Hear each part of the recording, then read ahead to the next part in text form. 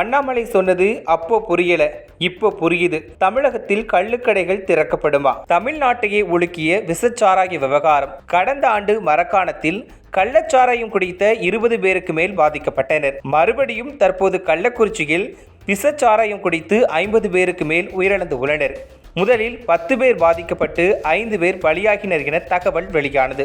நாளுக்கு நாள் பலி எண்ணிக்கை அதிகரித்துக் கொண்டே போகிறது. இந்த விசச்சாராய விவகாரம் குறித்து பல தலைவர்கள் குரல் எழுப்பினார்கள். தமிழக வெற்றிக் கழகம் தலைவர் விஜய் எக்ஸ் தள பதிவில் மீண்டும் இப்படி ஒரு விசச்சாராய சம்பவம் நிகழ்ந்திருப்பது அரசு நிர்வாகத்தின் அலட்சியத்தையே காட்டுகிறது என குறிப்பிட்டிருந்தார். மேலும் அவர் பாதிக்கப்பட்டவர்களை கள்ளக்குறிச்சி அரசு மருத்துவமனையில் நேரில் சந்தித்து ஆறுதல் கூறினார். அதிமுக பொதுச் செயலாளர் தமிழக அரசு கடந்த ஆண்டு இதே தவறை செய்தது. மீண்டும் விசச்சாராய படுகொலைகள் தொடர்ந்து கொண்டே இருக்கிறது என தமிழக அரசை குற்றம் சாட்டினார். மேலும் விசச்சாராயத்தால் பெற்றோர்களை இழந்த குழந்தைகளின் கல்வி செலவை அதிமுக பார்த்துக்கொள்ளும் எனவும் பாதிக்கப்பட்ட குடும்பங்களுக்கு மாதம் 5000 ரூபாய் வழங்கப்படும் எனவும் அறிவித்தார். பிரேமலதா விஜயகாந்த், நாம் தமிழர் கட்சி ஒருங்கிணைப்பாளர் சீமான் என பல கட்சி தலைவர்கள் தமிழக அரசை கண்டித்தனர். ஏற்கனவே பாஜக மாநில தலைவர் அண்ணாமலை குடியாத்தம் பகுதியில் பேசியதாவது: குடியாத்தம் பகுதி அருகே சின்னராஜா குப்பத்தில் ஒரு கூலி தொழிலாளி குடிப்பழக்கத்திற்கு அடிமையாகி இருந்தார். அவர் மகள் எவ்வளவு சொல்லியும் கூட குடிப்பழக்கத்தை விட மறுத்தார். அதனால் அந்த குழந்தை ஒரு கடிதம் எழுதி தற்கொலை செய்து கொண்டார்.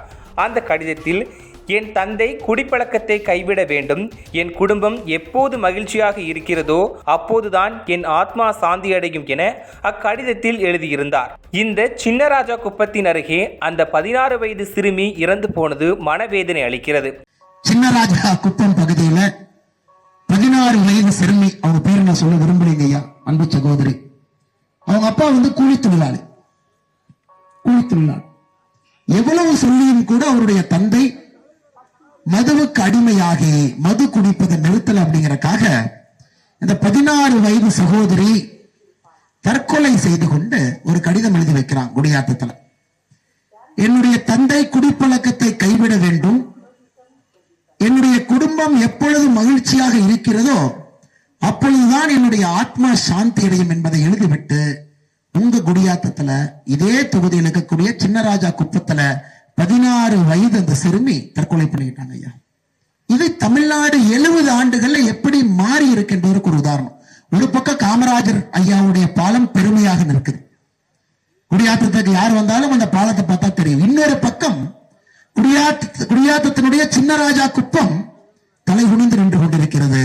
ஒரு 16 வயது சிறுமி, கனவு இருக்கக்கூடிய சிறுமி, இந்தியாவில் எந்த உயர் பதவிக்கு வேண்டுமானாலும் சென்றிருக்கலாம், ஆனால் தன்னுடைய குடும்பத்திலே மகிழ்ச்சி இல்லை என்பதற்காக தற்கொலை செய்து கொண்டார். அதை பார்க்கிறோம்.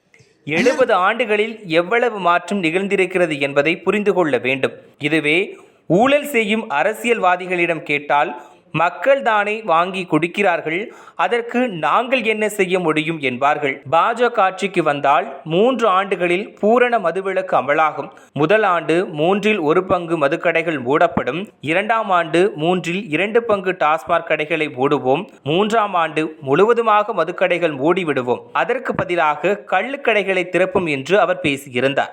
ஐயா, நம்ம கண் முன்னாடி இருக்கக்கூடிய பிரச்சனைகள் எல்லாத்தையும் நம்ம பார்த்துக்கிட்டு இருக்கோம். எல்லா பிரச்சனையும் பார்க்கிறோம். எப்படி சரி பண்ண போறோங்க ஐயா?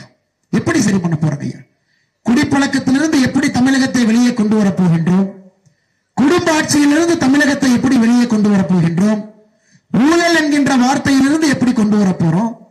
ஊழல் பண்ற கட்சிகிட்ட கேட்டா என்ன சொல்லுவாங்கன்னா, மக்கள் தாங்க தப்பு பண்றாங்க, எலெக்ஷனுக்கு போனா 30 கோடி ரூபாய் செலவாதுங்க, 40 கோடி ரூபாய் செலவாது. இவ்வளவு செலவாகும் பொழுது நாங்க ஊழல் பண்ணாம எப்படிங்க அரசியல் பண்றது? அரசியல்வாதியை தனியா கூப்பிட்டு கேட்டு ஏன் ஊழல் பண்றீங்கன்னா பழியை நமக்கு மேல தூக்கி போடும். டாஸ்மாக் கடைகளை 3 ஆண்டுகளிலே மூடுவோம். ஐயா, முதல் நாள்ல மூடுவால தெரியுங்க போய் முதல் நாள்ல மூடுனீங்கன்னா குடிக்கு அடிமையானவங்களை எங்கேங்க ஐயா போவாங்க?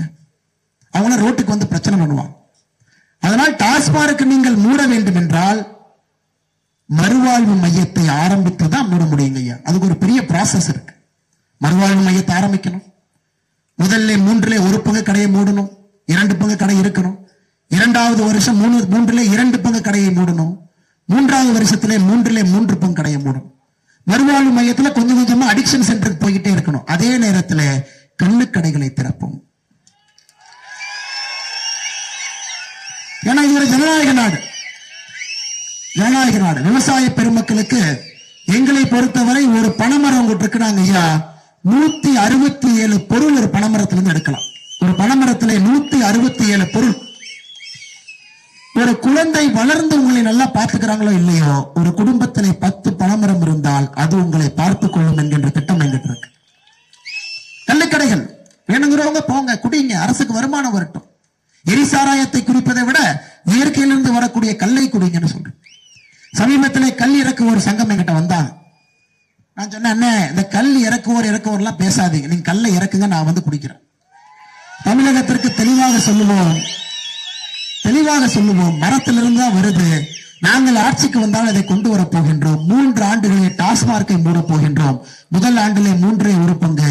அது அந்த கல் இறக்குவோர் சங்கத்தினுடைய தலைவர் நல்லசாமி ஐயா அவர் நேற்று அறிக்கை கொடுத்திருக்கார். அவர் கல் இறக்குவாரு, மாநில தலைவர் பருகுவார். உடனே பத்திரிகை நண்பர், அண்ணன் கல்லு குடிப்பீங்களா? நான் சொன்னேன், அண்ணன் நான் கல்லு குடிக்க மாட்டேன், ஆனா அன்னைக்கு நான் கல்லை கொடுத்தாக வேண்டிய கட்டாயம் இருக்கு. ஏன்னா மக்களுக்கு பாரதிய ஜனதா கட்சி சொன்னதை செய்யும் என்கின்ற நம்பிக்கை கொடுக்க வேண்டிய கட்டாயம் எனக்கு இருக்கு. அதனால அந்த முதல் கல்லை நான் குடிச்சுதான் ஆகணும். எனக்கு அது பிடிச்சிருக்கா பிடிக்கலையா அப்படிங்கிறது இரண்டாவது. ஆனால் முதல் கல்லை நான் குடித்தாக வேண்டிய கட்டாயம் இருக்கு. ஏன்னா மக்களுக்கு தெரியணும், விவசாய பெருமக்களுக்கு தெரியணும், ஓ இவங்க சொன்னாங்கன்னா செய்வாங்க, மைக் இருக்கிறதுக்காக பேசல, இவர்கள் திட்டமிட்டு ஆழ்ந்த ஒரு அறிவோடு நுணுக்கத்தோடு பாரதிய ஜனதா கட்சி ஒரு விஷயத்தை செய்வதற்கு முன்பு யோசித்து செய்யறான். அன்று அண்ணாமலையை சமூக வலைதளங்களில் பல மீம் கிரியேட்டர்கள் கிண்டல் அடித்தனர். இப்போது அவர் கூறியதுதான் உண்மையானது. கள்ளக்குறிச்சியில் விஷச்சாராயம் பலரின் வாழ்வை காவு வாங்கியது. அண்ணாமலை அவர்கள் கள்ளக்குறிச்சியில் உயிரிழந்தவர்களுக்கு அஞ்சலி செலுத்த சென்ற போது அவரை ஆற தழுவி பாதிக்கப்பட்ட குடும்பத்தினர் கண்ணீர் விட்டு கதறினர். அந்த வீடியோ காட்சி ஊடக மத்தியில் பெரும் சலசலப்பை ஏற்படுத்தியது.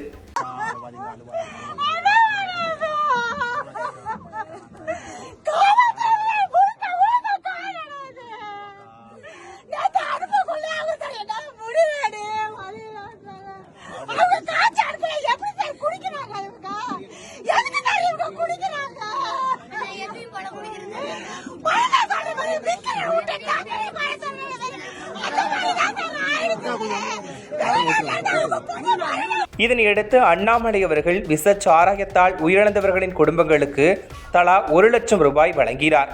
இந்த விவகாரத்தை சிபிஐ விசாரணைக்கு எடுத்துச் செல்ல வேண்டும் என அமித்ஷாவிற்கு கடிதம் எழுதினார். அண்ணாமலை கூறியதன் உண்மை அப்போ புரியல, இப்போ புரியுது என சமூக வலைதளங்களில் பரவி வருகிறது.